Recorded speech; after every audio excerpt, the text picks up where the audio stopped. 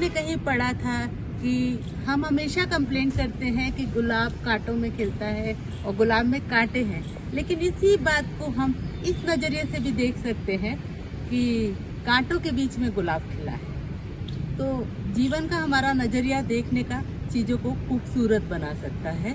Hello friends, welcome to my channel. आज के video में हम बात करेंगे एरिका पाम की। एरिका पाम एक शानदार इंडोर प्लांट के रूप में जाना जाता है। नेचुरल है, ऑक्सीजन रिच प्लांट है, साथ में पेट सेफ भी ये प्लांट है। हाइट अगर देखी जाए तो करीबन 6 से 8 फीट की हाइट होती है और डार्क वैरायटी भी आती है। पत्तियां बहुत खूबसूरत बटरफ्लाई की शेप की होती हैं। ना सिर्फ ये प्लांट ऑक्सीजन रिलीज करता है बल्कि ह्यूमिडिटी के लेवल को भी बनाए रखता है। तो इस प्लांट को आप अपने घर में अगर जगह देंगे तो आपको कई सारे फायदे हैं, जैसे कि आपके घर की ह्यूमिडिटी और एयर क्लीन रहेगी। इसके साथ साथ ब्यूटीफाई तो ये आपके घर को करेगा ही करेगा। इस प्लांट को आप आसानी से अपने घर में लगा सकते हैं। हालांकि ये प्लांट बहुत इजी केयर प्लांट है, लेकिन ये थोड़ा सा डेलिकेट भी है। तो कुछ बातें ऐसी है जो इस प्लांट से रिलेटेड है, अगर आप उससे ध्यान रखेंगे तो आपका एरिका बहुत खूबसूरत और लगेगा और आपके घर के किसी भी कॉर्नर को और किसी भी स्पेस को बहुत अच्छे से डेकोरेट करेगा। तो आज के इस वीडियो में एरिका पाम को लगाने के लिए हमें किन किन बातों का ध्यान रखना चाहिए, इसकी लगभग सारी जानकारी मैं इस वीडियो में दूंगी और इसके साथ साथ अपनी गार्डनिंग के कुछ सीक्रेट हैक्स भी मैं शेयर करूंगी। तो आप इस वीडियो को अंत तक जरूर देखिए। एरिका पाम की डेकोरेटिव अपील बहुत ज्यादा होती है, लेकिन कई बार देखने में आता है कि इनकी पत्तियां जो होती हैं वो पीली पड़ जाती हैं। तो पीली पड़ने की वजह अंडर वाटरिंग या ओवर वाटरिंग दोनों हो सकती है। इसके साथ साथ इसकी सनलाइट कंडीशन भी कई बार इस तरीके की होती है कि इसकी पत्तियां पीली पड़ जाती हैं। चूंकि ये सेमी शेड के पौधे हैं तो इस प्लांट को एक्चुअली डायरेक्ट सनलाइट पसंद नहीं होती है।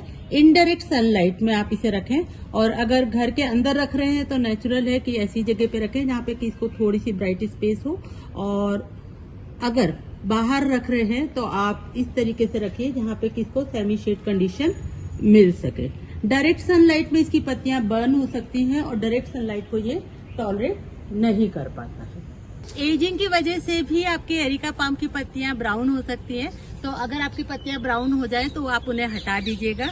और इसके अलावा ओवर फर्टिलाइजर जब हम प्लांट्स को देते हैं तो भी वो प्लांट टॉलरेट नहीं कर पाता है, और क्योंकि फर्टिलाइजर में गर्मी होती है तो इस वजह से भी कई बार पत्तियां की टिप ब्राउन हो जाती है। और जब आप फर्टिलाइज करें तो फिर उसमें वाटरिंग बहुत अच्छे से करें, जिससे कि उसकी जो गर्मी है वो थोड़ी सी दब जाए। क्योंकि ये प्लांट एक लीफी प्लांट है तो इसको नाइट्रोजन बहुत अधिक पसंद होती है। तो सीवीड फर्टिलाइजर का हम फॉलियर स्प्रे भी हम इस पे करें तो बहुत अच्छा रहता है। एरिका के पौधे को मॉइस्चर पसंद है, मॉइस्चर लविंग प्लांट है। तो पानी आप तब दें जब टॉप लेयर ड्राई हो जाए, और पानी इतना दें कि नीचे से ड्रेनेज होल से पानी अच्छे से निकल जाए। उसके बाद 5-6 दिन तक आपको इसको पानी देने की जरूरत नहीं है गर्मी में, और विंटर्स में तो आप 15 दिन तक भी पानी नहीं देंगे तो ये पौधा आराम से चलेगा। पानी के साथ एक विशेष बात यह है कि अगर आपके घर के पानी में क्लोरीन या फिर फ्लोराइड्स आते हैं तो क्लोरीन वाले पानी को तो हम इस तरह से ट्रीट कर सकते हैं कि रात को उस पानी को हम निकाल कर बकेट में रख दें और अगले दिन दें तो वो क्लोरीन सेटल हो जाएगा। लेकिन अगर पानी में और भी कुछ केमिकल्स मिले हुए हैं तो बेटर है कि आप इसे आरओ का पानी दें या फिर एसी वाटर भी आप इसमें दे सकते हैं।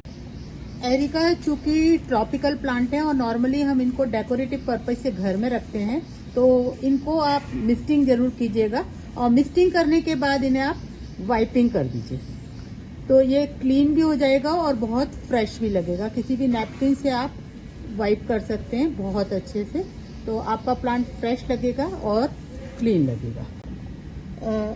एरिका की टिप ब्राउनिंग एक बहुत ही नॉर्मल सी समस्या है, और इसके लिए आप कीजिए ये कि आप इसकी जो ब्राउन टिप्स हैं वो काट दीजिए। इसके 2 फायदे होंगे, एक तो आपका पौधा भी नीट दिखेगा और अननेसेसरी जो टिप की लिए एनर्जी ले रहा है वो पौधा नहीं लेगा। तो आप इस तरह से टिप काटकर अपने पौधे को एक नीट लुक दे सकते हैं। आपके एरिका को बहुत सुंदर और ग्रीन और अच्छे से ग्रो करने के लिए बहुत ज्यादा फर्टिलाइजर की जरूरत नहीं होती है। साल में एक बार फर्टिलाइज करना इन्हें इनफ होता है। फरवरी महीने में हम इसे फर्टिलाइज कर सकते हैं एक बार, और फरवरी से लेकर लगभग अगस्त सितंबर तक ये प्लांट बहुत अच्छे से बढ़ते हैं। इनकी ग्रोथ का टाइम होता है। सर्दी में ये प्लांट डॉर्मेंसी में चले जाते हैं, तो सर्दी में इन्हें विशेष फर्टिलाइजर देने की जरूरत नहीं होती। लेकिन अगर फिर भी आप इन्हें फर्टिलाइज करना चाहें तो आप लिक्विड मैन्योर से आप सर्दी में इन्हें फर्टिलाइज कर सकते हैं। फर्टिलाइजर के रूप में काउडंग मैन्योर या फिर ऑर्गेनिक मैटर से हम इन्हें फर्टिलाइज कर सकते हैं। अगर आपके एरिका पाम की पत्तियों में कुछ येलो स्पॉट्स दिखाई दे रहे हैं, फिलहाल मेरी पत्तियों में नहीं है तो मैं आपको दिखा नहीं पा रही हूँ, तो ये इंडिकेट करता है कि आपकी पत्तियों में पोटेशियम की कमी है। तो आप इसे पोटेशियम दीजिएगा।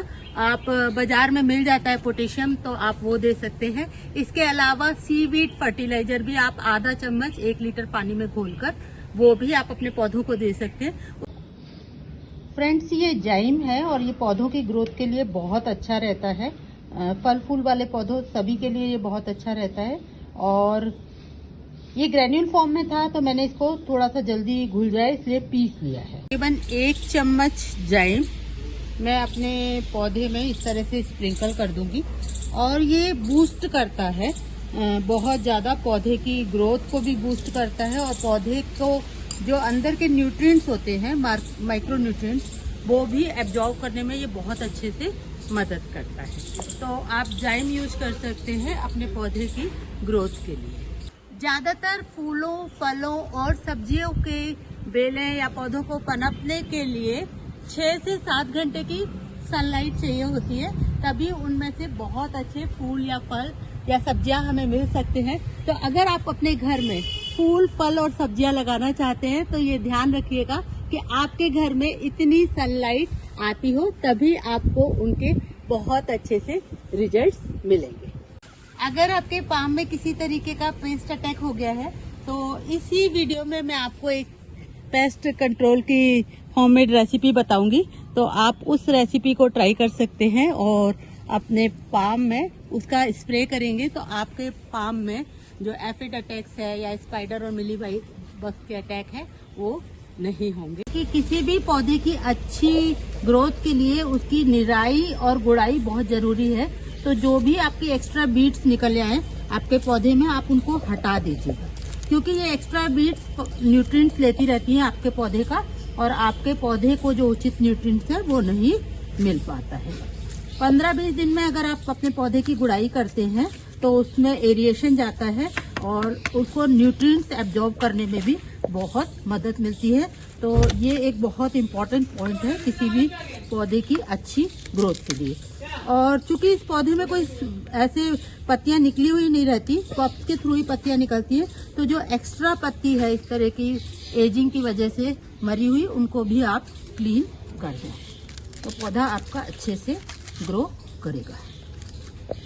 एरिका पाम को बहुत ज्यादा बार बार रिपोर्ट करने की जरूरत नहीं होती।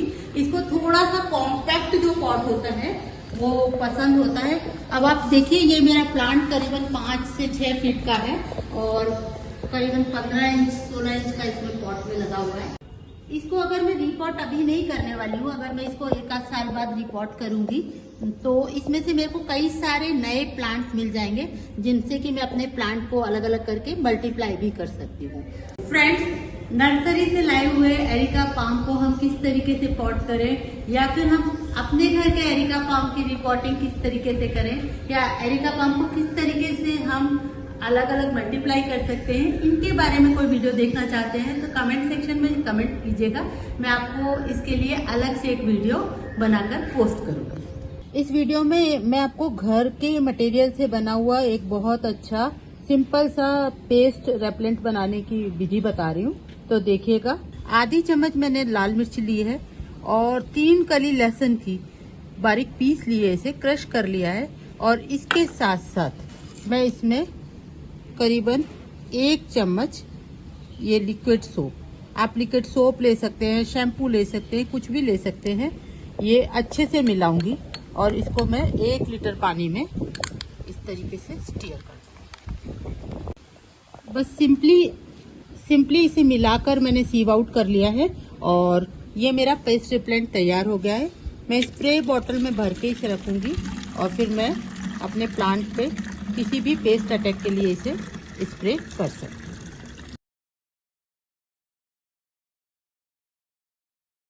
फ्रेंड्स, आई होप आपको मेरा ये वीडियो पसंद आया होगा और अगर मेरा ये वीडियो आपको पसंद आया है तो इसे लाइक कीजिएगा, शेयर कीजिएगा, कमेंट कीजिएगा और मेरे चैनल को सब्सक्राइब कीजिएगा। आपके राय और कमेंट हमारे लिए बहुत महत्वपूर्ण होते हैं, तो आप अपनी महत्वपूर्ण राय मेरे कमेंट सेक्शन में देना मत भूलिएगा। And thank you for watching this video.